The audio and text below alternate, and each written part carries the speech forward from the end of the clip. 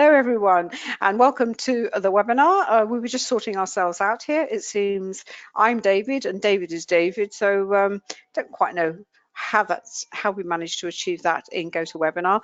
But before we start, as always, may I draw your attention to the disclaimer that I know you can see on your screen. Trading is or can be a very risky business, so please don't ever think of using money that you cannot afford to lose. And just before we start, here we are. That's me, that's David, and we're going to be looking at the US markets and possibly some commodities as well tonight, through the prism of VPA with our quantum trading indicators. And in particular, the topic of the webinar is looking at the charts, in particular non-time based charts, and how you can use them, what are they, and why we think you should use them, and the versions that we use, that we have developed for our own trading, and that they form part of the quantum trading suite of tools and indicators. And I know some of you who are with us tonight are some of our users. I think we've got some Forex, some of our Forex students as well, and I think I can see one or two people here who have actually bought my books on Amazon. But wherever you are in the world, whatever connection you may have with us, you are all very welcome. Right, it's certainly been an interesting time on the markets today, and well, since the beginning of the year. This is our first webinar of 2020, and we left the markets in a very interesting state at the end of 2019. And they certainly carried on their bullish momentum. All sorts of new highs have been made by the indices. And is today, David, the first day we've had a little bit of a correction so far this year, which I think it is. And the reason that it's been given is because of this new global health threat, the coronavirus, which I think is similar to the SARS outbreak that we had a few years ago. And it seems the markets have taken it upon themselves to see that as a reason, if you like, for correcting. It corrected overnight. Obviously, it was Martin Luther King Day yesterday. Globex was open, but the cash markets were closed. So when we look at the volume on the daily charts, it's not going to reflect the fact that the physical market was open. And of course, we have I think that the hearing, the impeachment, Donald's impeachment hearing has kicked off in Washington, and I think he's at Davos as well. So there's all these sorts of things going on in the background. We have a global health scare. We have the US president, the third US president, facing a trial in the Senate, and we have Davos. And in fact, I read somewhere that when markets, because the markets are getting, they're going higher and higher, and you will read, oh, they can't possibly go any higher. This is not normal. This bull market has been going on for a number of years now, and sometimes the reason for the correction is an entirely not a random event. It's an event that's really not connected with the market directly. So could be one of those. Who knows? We'll have to see what happens. With regard to the price action today, I've actually got the YM up. David has got, I think you've got the S&P, David, or the NQ. If you've got, he's got the YM as well, but it doesn't matter. The YM is the index that we focus on personally. But I've got one configuration on I've actually got Ninja 8 now, and David has got Ninja 8 as well, but I've got it set up in a slightly different way. So that is why the two screens won't look the same. So I just want to look at my charts a little bit longer, and I will pass you over to David. Then you come back to me, because as I said, it's really about non-time based charts that we want to focus on in this session. But I just need to do a couple of more things. I'll pass you over to David. come back to me quickly, and then we'll go back to David as well. And the move that we're seeing at the moment is the move that's happened on the YM. It's sold off quite strongly, but it's there's some late buying coming in, and the question now is whether it is going to carry on until the close, and then we flop over into Globex, or just generally what is going to happen. And it's just been a great move in the YM to demonstrate the use of non-time-based charts, how we think they will help your trading, why we think you should use them, and just generally on that topic. But just let me pass over to David for a couple of minutes.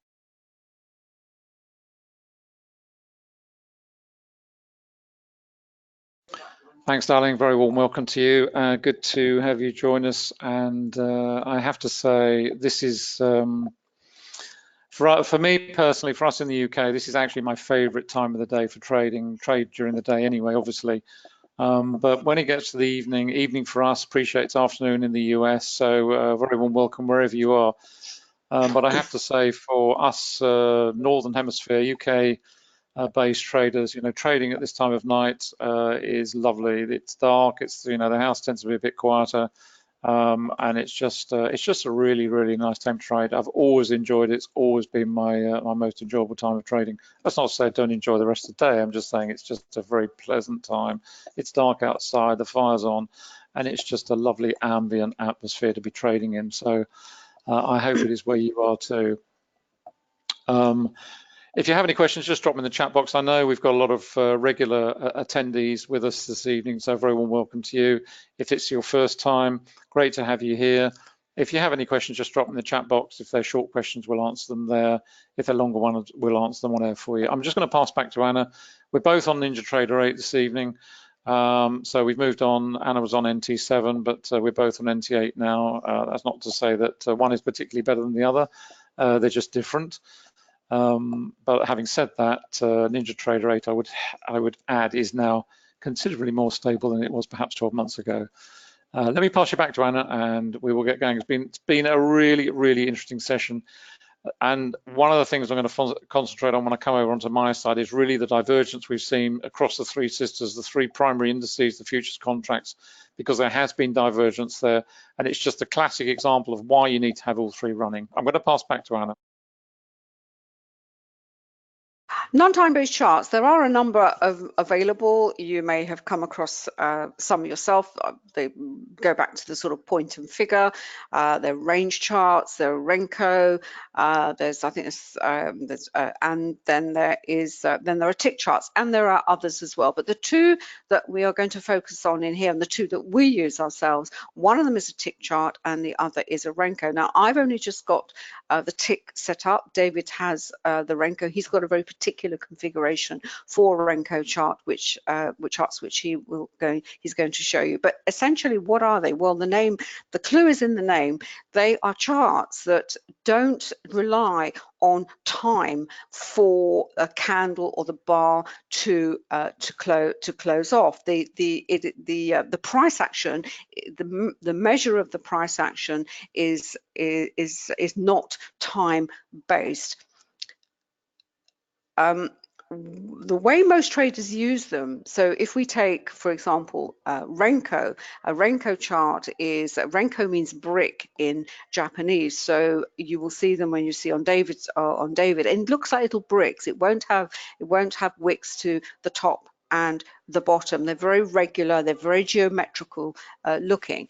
And most traders then say, okay, what they're very good at is they take out the noise that you can get with candles, with wicks, etc. And what happens is the Renko is a trader will decide, well, I want so many pips, so many points to go through the market, and the Renko brick will display.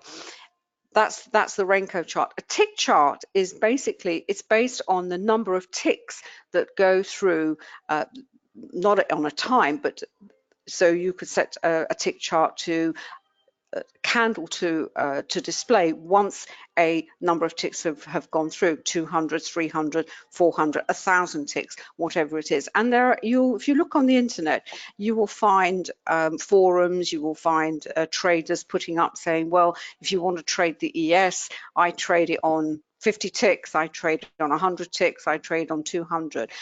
But the issue with all of them, although they've taken time out of the equation, they're still putting a fixed value on. So it's no different, if you like, to using a 5-minute chart or a 3-minute chart. So the candle for a tick chart will only close off when a set number of ticks have gone through. We've taken a slightly different approach, and which is why we've developed the specialist indicators. And we said, well, hold on, let's see what the market is telling us. You know, because what we want as a trader, we want to have some kind of inside view, a view inside the market, an insight into what kind of activity is going on. Is the market moving fast? Is it moving slow? You know, is there a lot of participation? Is there not much participation? And if you like, it's what we're trying to recreate is that is what you used to see in the old-fashioned pits, in the trading pits. And there are lots of videos on the internet, and you know, you look at a trading pit. This is when the guys are all sort of in coloured jackets and, you know, waving their arms about and shouting. Well, when the pit is busy and there's lots of activity, there's a lot of noise, there's a lot of volume that's going through, both from the noise but also volume in terms of transactions. Now, you can't get that by looking at a chart, because and a time chart, because the candle or the bar will only close off once 5 minutes have gone through, 3 minutes, 50 seconds have gone through. You have no idea what is going on behind that candle or bar. And in fact, if I can tell you just very quickly, we having lived very close to the City of London and worked in the City of London in another lifetime, and you know, since trading, we've gained contacts in the, you know, inside the professional world through brokers and traders, and met a lot of ex-traders, ex-pit traders who actually, when LIFI closed in London, which was for the futures market, they couldn't actually make the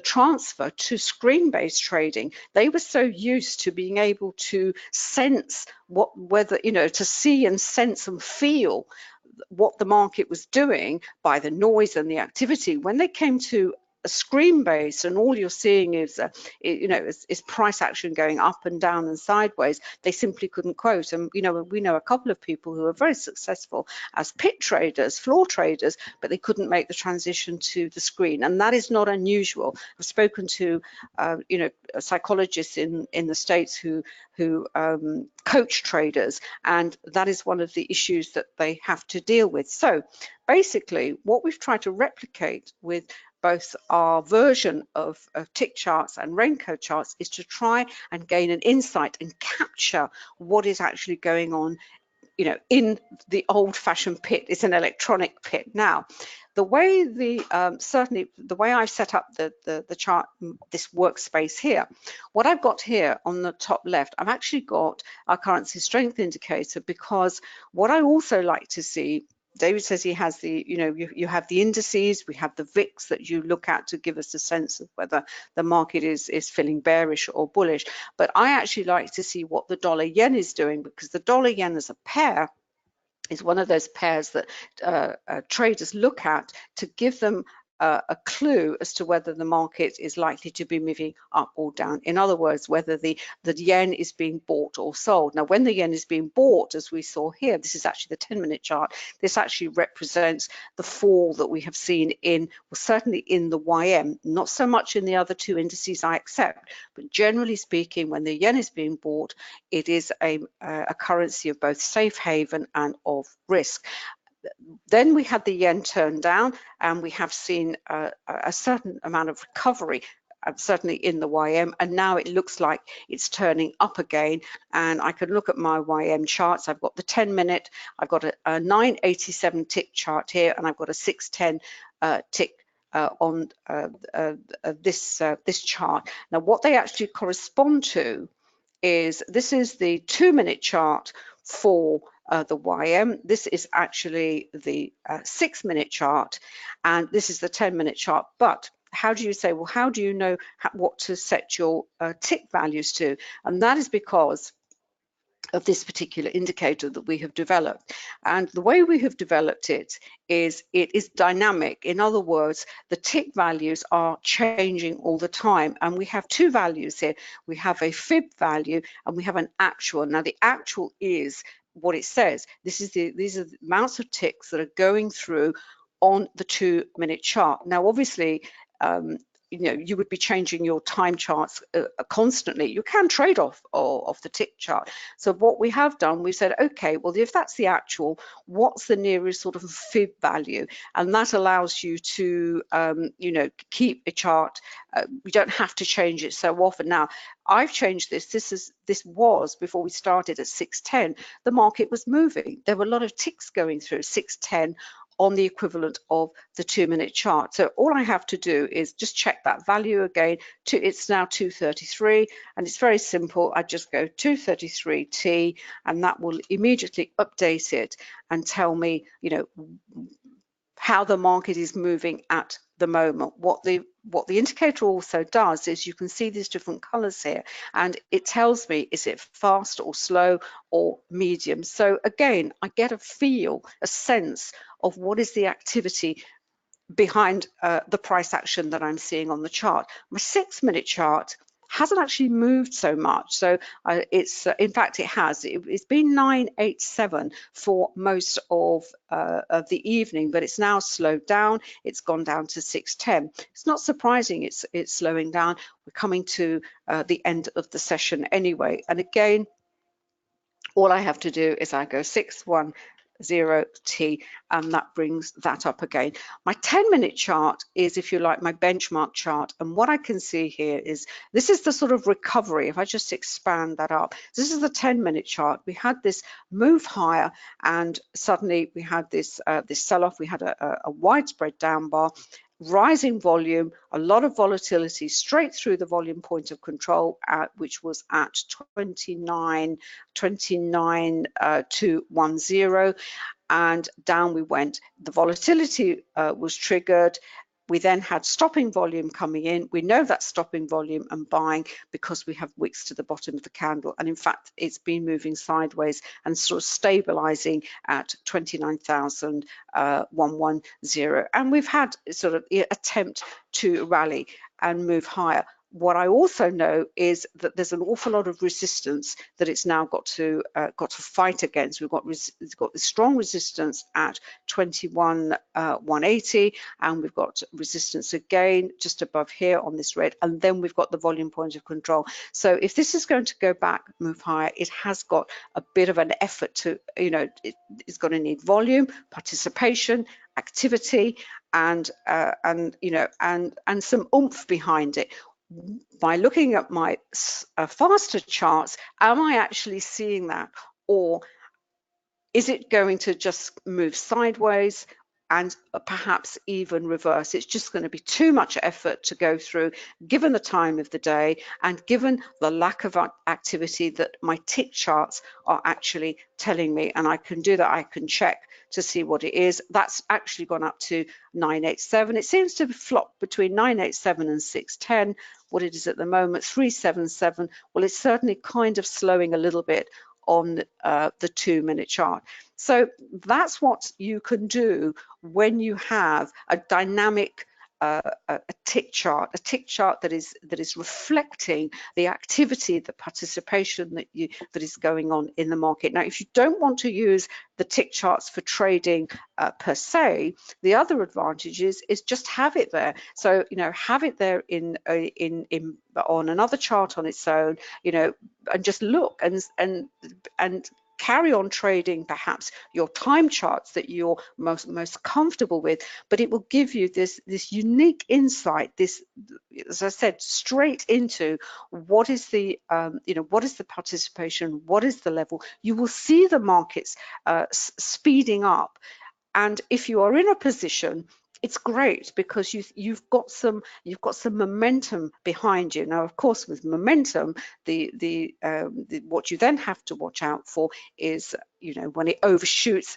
and you have the volatility coming in, and perhaps you know, that if you've got the quantum indicator, the volatility trigger will come in, because it measures the candle when it's outside of its average true range. And often what happens is, once that move is over, the market would then retraces back into the spread of the candle. But you can see that graphically reflected in the ticks that are going through the market at that particular time. So that's tick, rough, you know, how you could possibly use it. And it's great. I can see here we've got that's gone up to the actual is 1500. This is on the 6 minute.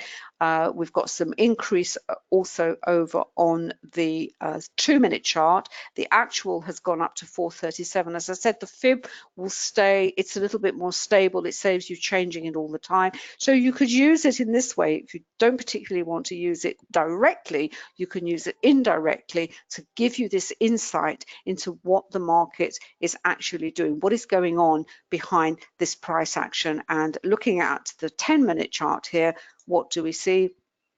Well, it looks like it's still, you know, perhaps struggling a little bit, but is that additional momentum that's coming in now, is that enough perhaps to push it higher, at least back to test 29,180? We shall wait and see. I'll move you over to David, because he's actually got his configured in a slightly different way. He uses them slightly differently, and he's also going to talk through how you can use Renko to help you with your entries, with your exits, to keep you in the market, and again, to give you that all-important insight into the activity and momentum behind the price action.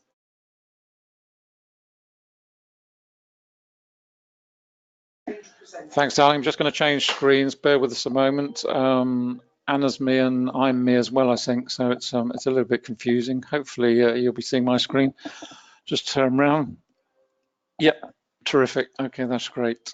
Over the Christmas, the holiday period, I actually reconfigured this. I've got a lot more workspaces, and I've changed some of them slightly, but this one is much the same as you would have seen before last year. And it's really important today. This is the three indices. I've got the YM, the NQ, and the ES all up. Top line is 5 minute, bottom line is daily. And what's been fascinating today is the divergence. We've talked about this last year, but we've got divergence across the three of them. If I just pop them up full size, make it a little bit clearer for you, pull that over a bit, there we go. This is the Dow. The Dow's basically been trading much lower. There's been a really nice move this afternoon, early doors this evening. I was on that earlier on. I'm not in it at the moment because I prefer to concentrate on my trading when I'm not doing a live webinar. So that was a nice move. But what's interesting about it is that the actual momentum has been in the Dow, and yet by the same token, if we pop the NQ up, the NQ has actually been trading up for not all the session. It was lower early on, but it's certainly marginally up on the day, whilst the ES is marginally down on the day. But the key point is that the actual momentum, the moves, have actually been in the YM. So if you're focusing on just one index, maybe you're an NQ trader or you only trade the ES, that's fine. But please have the other two up, because they will give you heads up as to first other opportunities which may not be available in your particular index. You may choose to ignore them. That's entirely up to you. But in addition to that, what they will give you is a heads up, not least in terms of different profiles of price action and volume. This is going on right now. We've got some weakness coming. I saw it come in when Anna was talking. Here it came. Nice wick to the upside, decent volume under there, a bit of weakness. You know, we're 15 minutes out from the close of the session, so I'm not expecting anything dramatic. That's not to say I wouldn't trade it. But given that what's been going on today, it hasn't been dramatic price action, certainly not as far as the NQ and the ES are concerned. But again, on the ES, you can see the weakness coming in here. These are classic candles. They're what I call water-filled balloon type candles, because what's happened is markets tried to rally, closed off with a nice deep body to the lower part of the candle.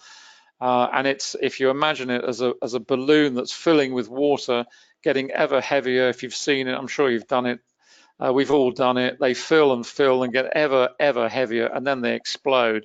And that's really that sort of construction of candle. As long as it's got good, strong volume under it, if you see that in a price waterfall, it's really indicative of a strong move lower. So that's where we are at the moment. I mean, we're coming to the close, so we are going to see probably a little bit of indecision coming into the market now as we move down to the close of the session. But I just wanted to highlight the diverse price spreads across the three indices. You know, we have got this diversification between one market going down, the other two holding up. And the question you've got to ask yourself, there is no straightforward answer to this, but the question you've got to ask is this: if I'm trading this to the short side, is that a higher risk proposition? In other words, is the Dow leading and going to pull these two down, or are these two going to pull this one back up? It's an imponderable question. In some ways, it's a question that has no answer, but you have to ask it, and you have to be aware of the fact that if you're trading an index in one direction, short in this one, and these two are not following suit, this is probably a high risk proposition, because you've got two indices which are playing against one. It does happen where one will pull the other two, but generally speaking, if you've got two on one, you can, I wouldn't say be guaranteed, but you can be fairly certain that these two are probably going to hold their weight against this one. This may be trading lower for a particular reason. Bear in mind that one of the reasons that the Dow does diverge from the other two from time to time is largely because there are only 30 stocks in there, and if there is a major stock in there which has some big news, then that is going to cause that index to move, because that stock has the strength, the weight of that index to move it on its own. These indices less so, because they carry so much more diverse range of stocks, and a bigger number, of course. So you've got many hundreds in the ES. Now, for the ES to be influenced by one stock, maybe, but certainly as far as the Dow is concerned, it's a much easier proposition. So please bear that in mind. Okay, let's go back onto the this particular workspace, Renko charts and different time frames. Here we are. Okay. This is what I wanted to show you, and it was actually prompted by a question that came into our help desk, which was interesting. I don't know whether the person who asked that question is here, but I hope so anyway. And it was an interesting question, because what we've done with the Renko optimizer, which is this chart up here, is you have the option to set it to a particular time so that it automatically calculates the optimal settings, so that you are trading at the optimal setting with the market. Now, I've got this one set on 15 second, and I've got the equivalent time-based chart below. So what you're looking at here is the Renko optimizer indicator running on 15 second on this one with the comparative time below. This one is running at 2 minutes with the one below, and this one is running at 3 minutes with the equivalent 3 minute chart below. So there are several different aspects of this. The first one really goes back to the question, which was, well, okay, you're running at an optimal speed for that when you set the chart up. As I say, this was set for 15 seconds, and at that time it was running at 4. In other words, 4 points as far as the YM is concerned. So what we've got here is each brick is worth 4 points.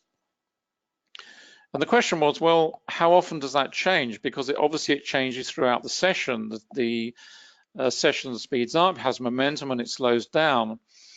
The same is true if we set this one to 2 minutes. Obviously on the 2 minute, it's a wider range. It's 16 here, and when we go to the 3 minute, it's 18. So if you like, it is choosing the Renko that suits your trading personality. Now, those of you who've come along regularly, you'll know I like to use the 15-second chart when I'm scalping. It's very quick. I'm not suggesting it's for everybody's cup of tea. But when you're using that in combination, you can see we've got a pretty good move going on at the moment. It's pretty quick, it's very fast. You've got the volume below, so you can read the volume. But in addition to that, you've got the benefit of having the Renko, which breaks this price action down, this choppy price action down. It breaks it down into the bricks. You get the trend dots above, you've got the trend monitor, You get very quick changes. Obviously, the one thing we see down here, we've got a volatility triggered. Now we've got another volatility triggered because we're coming towards the close of the session. So we're expecting congestion. We're expecting the price action to revert within inside the spread of these candles. We've got a lot of volatility and a lot of volume as well coming in there. Obviously, you don't see the volume here because the volume on the Renko chart would be a line of soldiers because there's no differential volume. So when you're using it in combination. You're using a non-time-based chart, a Renko, which delivers the momentum in the same way that Anna was showing you with the tick chart, but you're using it in combination with a time-based chart. Now, you may not be using it directly in comparison to that particular one. You might want to use this as a different time frame. You might use it with a 2-minute, for example. You might have an array of 3 Renko charts here, as I have.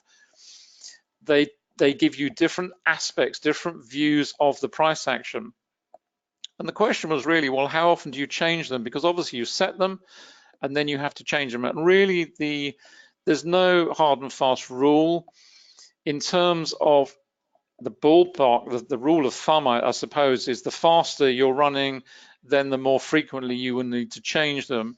But as a rough idea, I would say if you're running at 15 seconds, which you probably wouldn't do, but if you're running on a 1-minute Renko and you set the optimal time, let's just change that because this is on 2. So if I change this to 1 minute, there we go. Click here to open. There we go. That's settled. That's gone to 11. So this is now running on 11 points. It's a little bit more measured. We've still got 16 over here. Let's change this one. Let's change this to 2 minutes, just see if that's changed at all. I set this a little while ago, so maybe it has. Yeah, it's 15, 14, 15. Okay, so it's changed a little bit. Hasn't changed that much. And this is the 3 minutes. Let's just have a look at that one. That was on 18, I think. Just see if that's changed. No, that's pretty much the same. So that's still on 18, so that's fine. In other words, you don't need to change them every few minutes.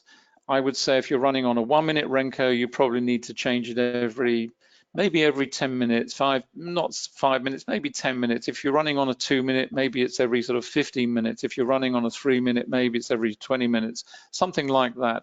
So this is not like the tick charts where they are literally, if we just hop over onto the tick setting, just on the tick charts very quickly. Where are we? Tick charts, indices. There we are. I think we've got the YM here as well. Yep, we're on the March contract there. That's fine. So where these actual numbers here are changing very rapidly, and you wouldn't want to be changing those literally every second, which is why, as Anna said, we've developed this number here, which is the closest to the actual, but it means you don't have to change them that frequently. And it's a little bit the same with the Renko. These will change, they'll change maybe every few minutes, depending on the momentum of the market. When the market's moving very quickly, then they will change more frequently. So I just wanted to set that workspace up because it's an interesting application, if you will, perhaps something you might not have thought about before in terms of, sorry, wrong workspace. Just wanted to go back to the Renko charts. There we go, that's it. In using Renko charts, in using multiple Renko charts, and indeed you could use multiple Renko charts on their own. You don't necessarily have to have them tied to the time charts per se. Just use them on their own. They are in exactly the same way as you would use multiple time-based charts. You use multiple Renko charts, as I've got them here. We've got the 1 minute, the 2 minute, and the 3 minute. And it's just a great way to see price action.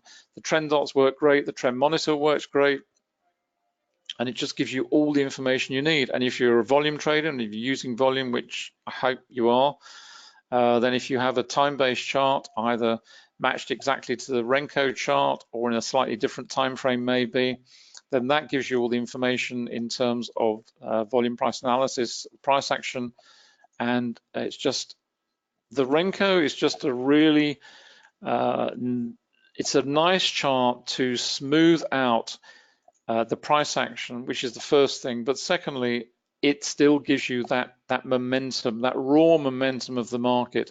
When the market is fast moving, then a non-time-based chart like a Renko or a tick will deliver that visually. You don't see that on a time-based chart purely because the metric of time is what governs the chart. The market's moving pretty rapidly at the moment. Why? Because we're literally coming down to the last few minutes. We've got volatility trigger there. This is on, bear in mind, this is a very fast chart. This is a 15-second chart. So we've got a volatility trigger. What are you expecting to see? You're expecting to see a reversal. This is a trap move. People jumping in here thinking the market's going to rocket. They're now getting trapped. Why? Because this is the fear of missing out. Traders will have jumped in there thinking, oh, some quick, easy points as it goes up through 140, 148. I'm thinking, oh, I'm just going to jump in and cash in at the end of the day, make some money. No, you're not. You're going to lose money because it's a trap move. It's very, very simple, very, very powerful, because now you're being squeezed. The chances are you're probably going to get stopped out anyway, but if you don't get stopped out, you'll probably close out with only a few minutes to go till the close of the session.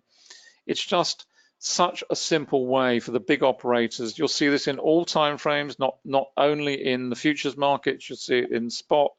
You'll see it particularly coming up to rollover time at 10 o'clock our time, 5 o'clock Eastern, when the markets are coming up to rollover. A lot of volatility in the market. It's a great time for the market makers. They make a ton of money around 10 p.m. our time, and you'll see it every single day of the week. And this is just another example of it. Being squeezed now, those traders who jumped in long, they're probably regretting that decision. They're probably still in there, haven't been stopped out, wondering whether to close out or not. That's the power of the volatility indicator. It's a very simple indicator. It works on average true range, and what it's looking at is moves outside that particular metric. So when a price action moves outside the average true range, that's when it's triggered. It's triggered in real time, so it's triggered before the candle closes even.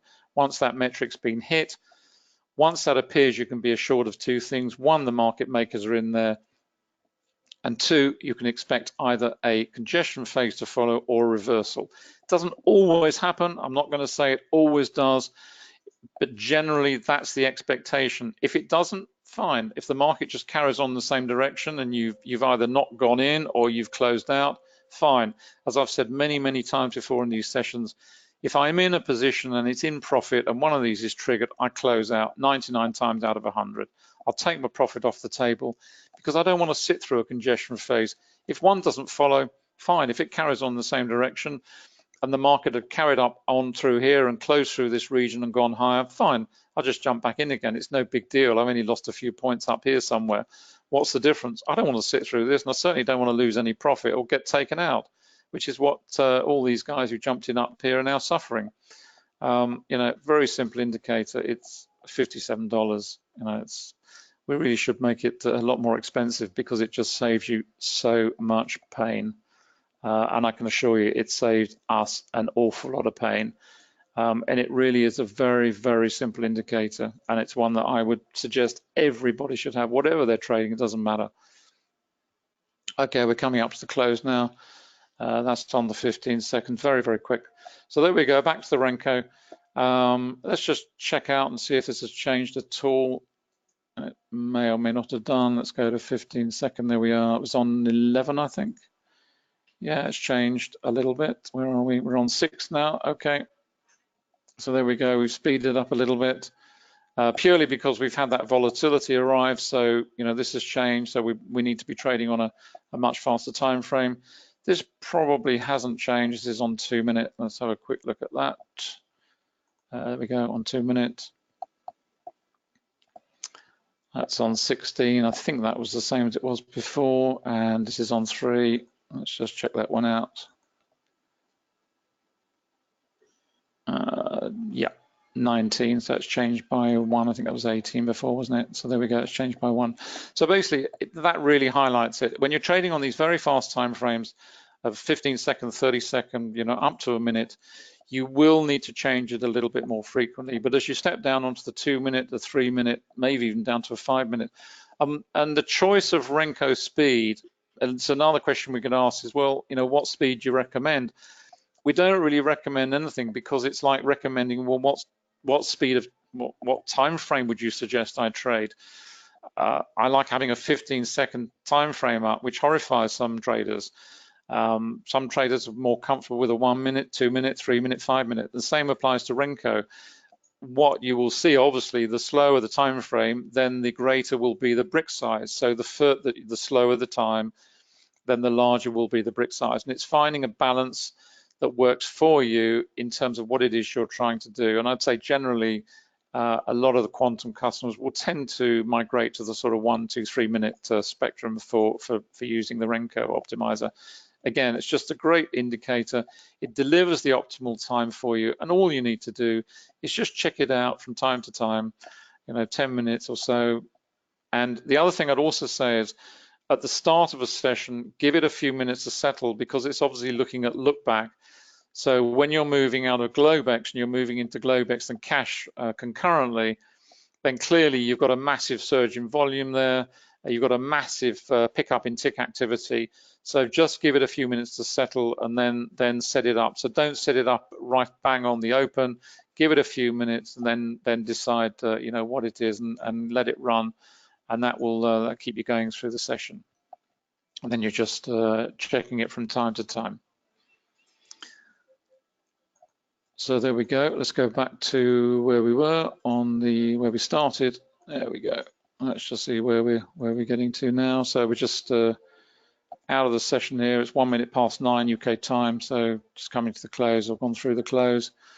And as you can see, we've had the down day on the down. We've just finished marginally higher on the NQ and marginally higher on the ES. Just taking a longer term perspective on this, we wrote about this day on Anna's blog at the time and said that this was massive buying coming into the market. Everyone was saying, oh, this is, the big shorts arrived. Every time there is a reaction in the market, whether it's geopolitical, whether it's fundamental, whether it's to do with trade wars, whatever it is, the big shorts come out of the woods, the big bears come out and pronounce that this is the big short. Total tosh. This was buying on the grand scale, and we wrote about it at the time, so the market's going high, which it is. The market will reverse once you start to see a selling climax develop, and the selling climax will develop into be characterized by a lot of volatility, a lot of volume, but more significantly by a lot of price action where you see deep wicks to the upper bodies. And where you're seeing price action with deep wicks to the lower bodies, then clearly that's not climactic selling. It's the market makers or the big operators buying and refueling. So once you see that top developing, and that is likely to last for some time, we're not likely to see a bear reversal or a big bear reversal off a single candle, very unlikely. What you're going to see is a lot of whipsaw price action, very congested, very volatile, a lot of deep wicks to the upper bodies, tons of volume being driven in, and then a decline in volume and some testing, and then you'll see the market break. But there's none of that at the moment. So, as far as we're concerned, as you can see there, the trend monitor at the bottom, right the way across the bottom here is bright blue.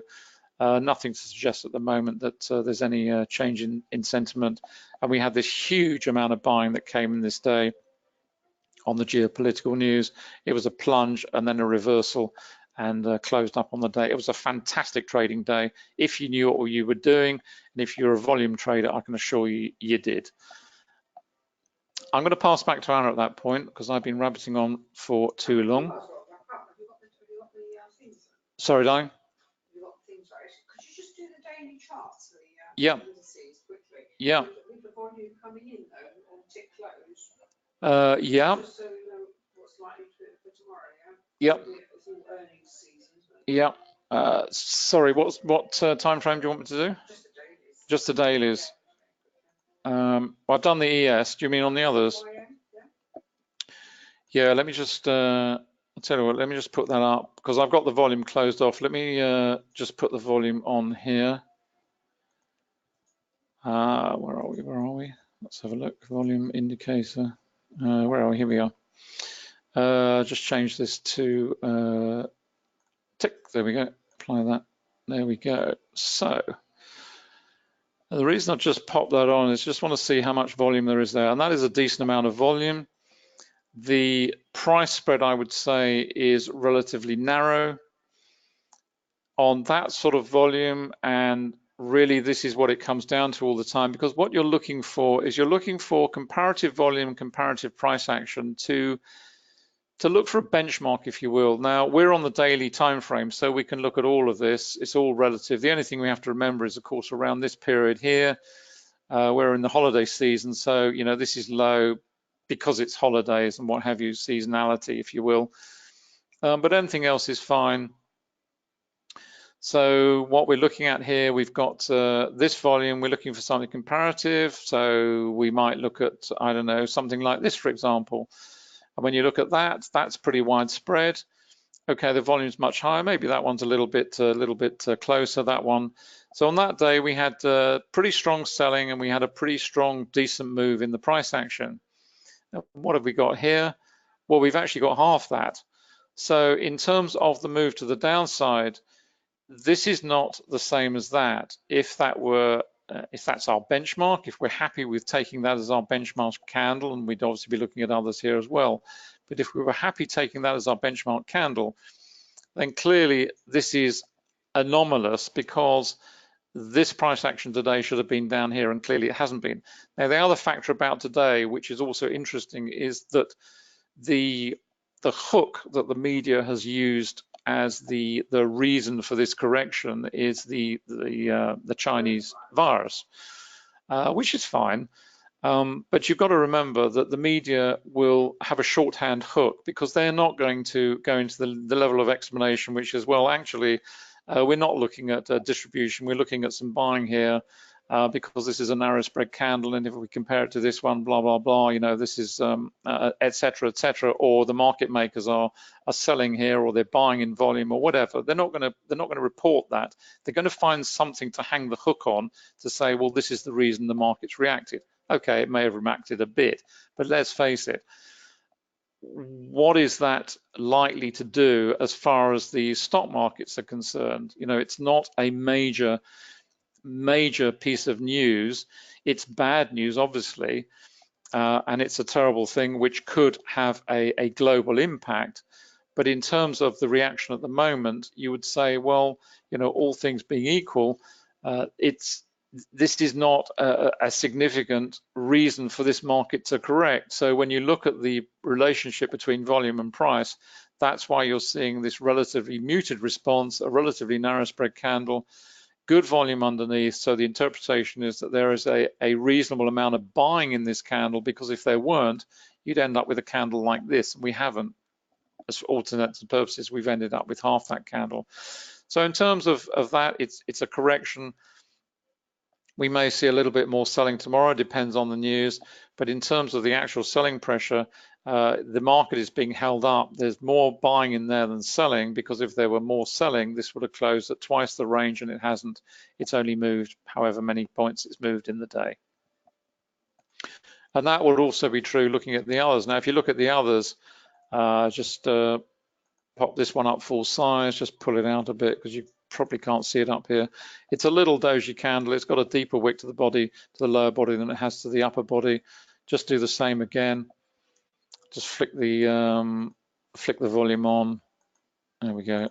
I only have it closed off because I've got so much data coming in. That's the only reason, no other reason. There we go. So again, we've got good volume here. We've got a doji candle. So there is more buying in there than selling, purely because the market's tried to fall and the buyers have stepped in and pushed it back up again. And that's the same story as we're seeing in terms of the Dow as well.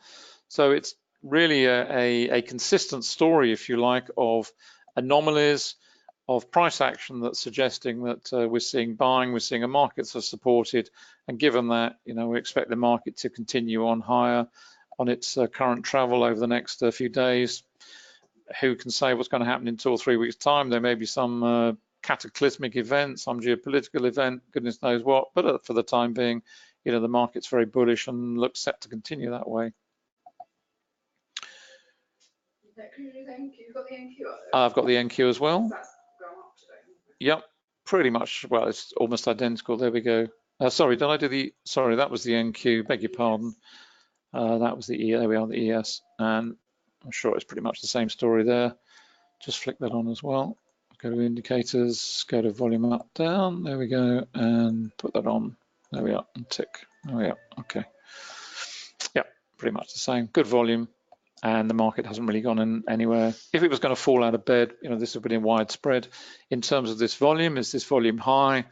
I'd say it's average to, it's goodish. It's not extreme. It's not as high as here. This is a classic example of, okay, we had a heavy selling day here, but the following day we had more volume, but a narrower spread candle and a nice deep wick to the lower body. So if you see that on a daily, then your expectation is that there's strong buying coming in there. We've got a nice deep wick, we've got more volume than we had the previous day, and yet we've got a narrower spread candle. So what is that telling you? It's telling you that there's a heavy buying presence in that particular day. And therefore the expectation is over the next few days, you're looking for the market to rally. You don't know how far it's going to rally. The volume will tell you that in terms of how it unfolds and whether it's increasing, whether you're seeing more buying, more support coming in, etc., etc., etc. Remember, this attenuation in volume here, under normal circumstances, if I saw a market was rising with falling volume like this, I'd be worried, particularly if I was holding this for a longer term, or if this was a 1 minute chart or a 5 minute chart. If you see that, if you see the market rising, volume falling away, then it's anomalous, because a market should rally on rising volume, not on falling volume. But then you've got to remember this is seasonality. You've got Christmas and the New Year in here. Markets getting back underway again, getting back to full volume. So there's really nothing to worry about there. That was just to be expected, part and parcel of the game. Then we got the major buying coming in here, massive amount of buying under there, driving it up to the next level. And that is what happens. Who's to say, we go up a bit more tomorrow, maybe there's another geopolitical event, drives the market lower, opportunity for the big operators to step in again, grab more volume, and take the market on up to the next level. It's how everything works. So there we are. Can I pass back to you, or do you want me to wrap up here? Absolutely. Can I pass back? Yep. I'm just going to pass you back to Anna. Sorry, apologies. I do have my chat box closed. So I'm just opening up now. If there's any questions? Yeah, right, fine, good. Okay, I'm just going to pass back to Anna.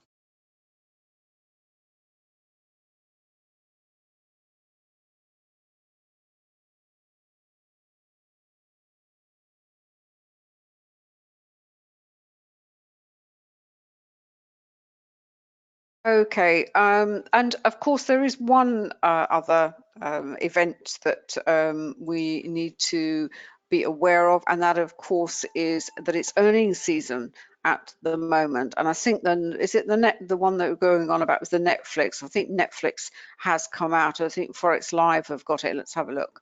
What do they say? They say revenues, global net ads versus 500 subscribers, earning per share. And versus pretty good actually. So when you look at the headlines on the sort of media, this is investing.com, and you get these dramatic stocks slump. Well, it hasn't really been a slump. There's been there has been a bit of downside, but if you look at the volume that has come in and the anomaly under the candle, there is still an awful lot of buying under there. But it's a case of being aware of what what the media is saying. It's always going to have an effect on traders and investors.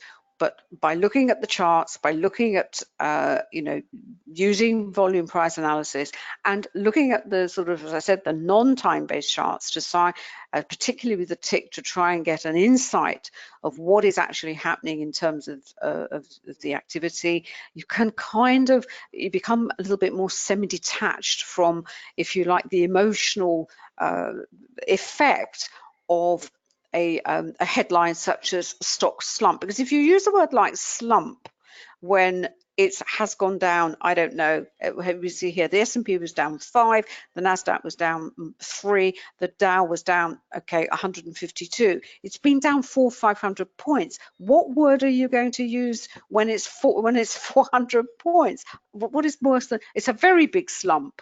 It's language and the meaning behind language and the context that it is used is you have to be aware that in this business it is used to very, very great effect against traders to, if you like, push those hot emotional buttons that they have, and two of them being fear and greed. So that's what I've got to say about that. We'll certainly see what happens over in Globex and overnight, and see what the market brings tomorrow.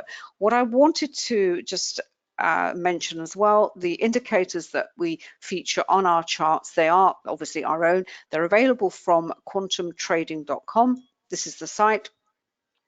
We've just looked at the NinjaTrader ones. They are also available for MT4 5 and TradingView, and we're actually working on TradeStation at the moment. It's taking a bit longer for TradeStation, particularly for programming them for the radar screen that, as you know, is this amazing feature that TradeStation has. But we are getting there, and we hope to have them launched very, very soon. You can look up the details on the indicators. There are videos, support pages, and obviously the pricing as well. If you want any more information on anything we've said today, more than welcome to drop me a line. That's Anna@annacooling.com. or David at David at quantumtrading.com. We're not running a series of webinars anymore. What we're doing is we are going to be, we're going to hold them at different times, different days. Probably the US one will always be the evening for us, because, as I said, you've got some nice price action that's happened, and certainly the close is always interesting, and we can then look forward to what's likely to be happening tomorrow. But it will probably be on a different day, and I know you've signed up for the webinars, and all you have to do is just keep an eye on your inboxes. And very quickly, if I've got any questions, let's have a look. No, thank you, David. I'm glad you've enjoyed it. We always enjoy it too. And thank you for your tip earlier on that the closing bell, this last bit of the physical market, is a great session, and for us here in the UK from about 7:30 onwards, it's just amazing, and you can get, as I said, you can get some really, really nice moves. We are very lucky in the Northern Hemisphere and here in the UK. We do have the luxury of being able to trade the European, the London, and the US sessions, which are the deepest liquidity. But anyway, as I said, thank you so much for coming along. We'll catch you next time. Just as I said, just keep an eye out for your emails for the next session, and we'll be covering a different topic. I think the next one, I've kind of got something in the back of my mind. We're going to be looking at support and resistance, supply and demand, and just different aspects of volume price analysis. But if there's anything that you particularly want us to cover, as I said, just you're more than welcome to put in your suggestions. Just send us an email and we'll consider it. And I was going to say enjoy the rest of the trading session, unless you're trading Globex. Of course, enjoy the rest of the trading week. It's certainly going to become more and more lively. Markets are going higher and higher, but at what point are they going to roll over? Well, David's explained what we have to be looking out for. They can stay overextended for an awful lot longer than you and I can stay solvent, and that overextension can run into months, and it's certainly been running into years. But anyway, stay safe out there, and we will catch you next time.